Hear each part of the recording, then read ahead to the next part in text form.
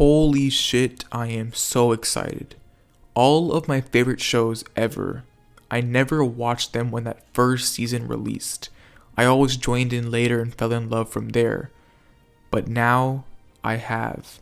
Invincible is that show. Based on everything I have seen, this story has insane potential, and I am confident that it's going to reach that potential. I can't wait to watch this story unfold over the next few years and probably make a bunch of videos on it. So, let's talk about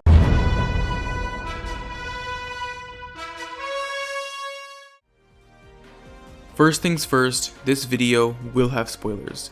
The best moments in this show are the twists and the reveals, so it would be pretty hard for me not to talk about it. Invincible is Game of Thrones level subverting expectations. Well, early Game of Thrones subverting expectations. The first episode starts off somewhat basic. Not bad, but basic. Our main character is Mark Grayson. He's the son of a legendary superhero. He just got his powers and he's first learning how to use them and the responsibility that comes with them. And he has to live up to the example that his dad set up for him.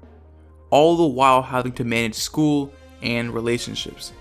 This is all set up well. Nothing wrong with it, but definitely nothing out of the ordinary. Then this happens.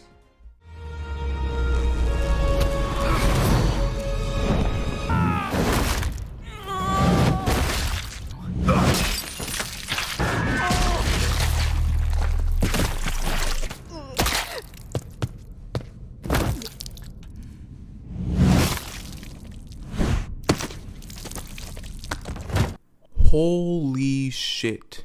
There's something wrong with you if you didn't sit up on your chair and just stare at what was going on the screen.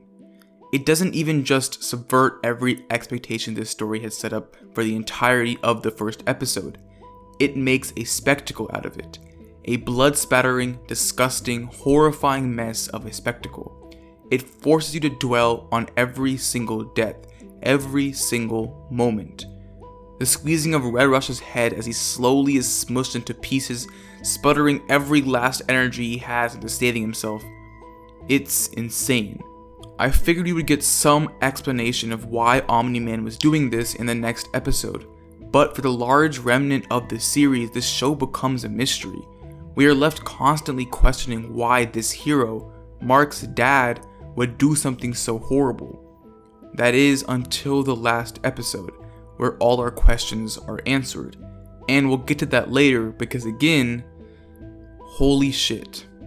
Despite Mark and Omni-Man, or Nolan, being the clear focus, this show is perfect when it comes to developing side characters. This story has a large cast of characters.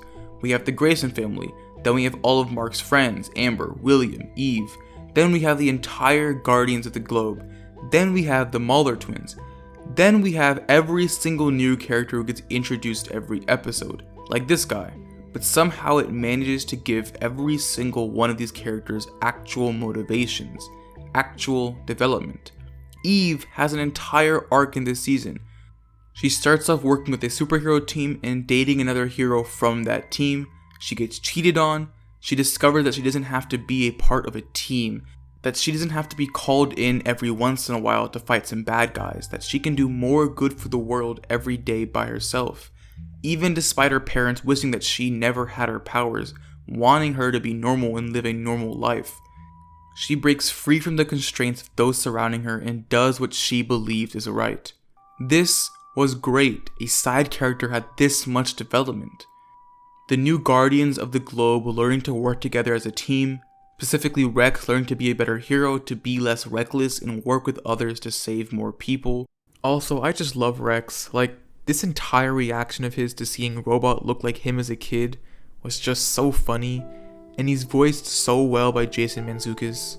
Also, Robot had this whole subplot about being trapped in a body and just wanting to be human. Debbie slowly figures out what Nolan did and tries to find any ways she can to cope. Like, she tries to reason they didn't actually do it, or that there has to be some good reason as to why he would do this, but eventually she accepts that she can't just trust him anymore, and that there is no reason good enough for what Nolan did. There is so much development of character motivations and change throughout the entire cast, but none of this ever feels like it's detracting from anything. All these side characters have time spent focused on solely them, but it never feels like it's detracting from Mark's story, or from the main plot with this mystery of Omni-Man. It's all balanced perfectly. It makes this world feel real, and it allows so that it doesn't fall into what I would call the CW trap, where our main hero is the only important character, and everyone else who surrounds them has almost no motivations of their own and are just there to help that hero. In Invincible, every character is there for their own reason, for their own purpose, not because the plot needs them or because the main character does, but because they're their own person. And every character is made better by the insane voice acting work. J.K. Simmons' work with Omni-Man is unbelievable. Sandra Oh as Debbie is perfect. Marshala Ali voice acts for Titan, who's in a single episode. Art is voiced by Mark Hamill. Ezra Miller plays the bad guy for one episode. They have fucking Seth Rogen voice acting as a guy who appears in 2 scenes. Like, holy shit. They went all out on the voice acting and it fucking works. But again, even with this insane character work from every single angle, whether it be development or acting, none of it detracts from the main story of Mark becoming a hero and the unraveling of the mystery surrounding Omni-Man. Because that is where the true potential of the story lies. There isn't much to talk about with Omni-Man, because for almost the entirety of the series, we haven't really known who his character truly is. But for the entirety of the season, Omni-Man is perfectly set up for this final reveal.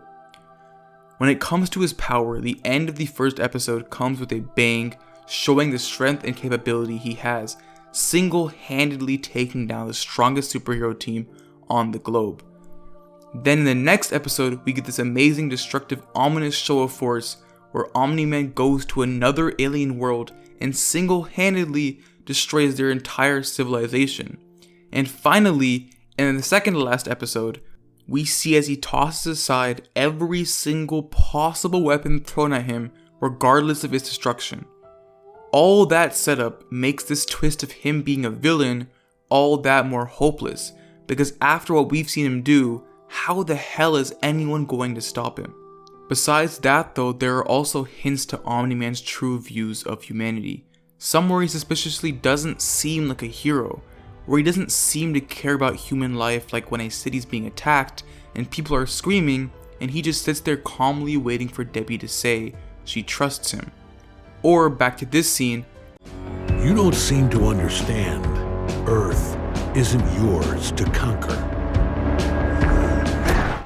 All this setup leads to the ultimate episode of this season, the full reveal, the mystery fully unraveled in the most horrific, brutal, heart-crushing way possible. The reason it's delivered in this way is because this reveal isn't just meant to shock us, it's meant to shock Mark. In the most horrific way possible, Mark has to feel his entire world be flipped upside down. Mark sees his father complete, utter disregard for human life. Mark has to feel himself crush hundreds of human lives, powerless to stop it in the face of his father's strength. The man who he looked up to become the best hero he can be, is now the villain. But Omni-Man's view of the world makes complete logical sense to him. To him, humans are like ants. They're weak. Their lives have no meaning in the long run. So why should he care about us? And that exact same logic applies to Mark, because truly, what is 17 years to him? But for some reason, Nolan can't bring himself to do it. He can't bring himself to take the life of his own son. Because even if he doesn't know what he's feeling, he loves his son. Because even if it makes complete, perfect logical sense to kill Mark, logic just doesn't apply anymore. This entire episode was the real beginning of Mark's and Nolan's character arcs. Through the destruction of their views and possibly reconstruction of new ones, who knows where their arcs will go. Regardless of where they go though, this episode will be the catalyst for their change. Maybe Omni-Man will be able to learn what love and being human is really about, or maybe he will resist change and suffer because of it. It seems like Mark is going to become the hero he needs to be and save the Earth, which could very easily be an amazing character arc, but with the way this show has been subverting expectations already, his arc could very well go in a completely different direction. All I do know is that this is just the start. All I do know is that with what season 1 has already shown me, this is going to be one hell of a story, and I can't wait for more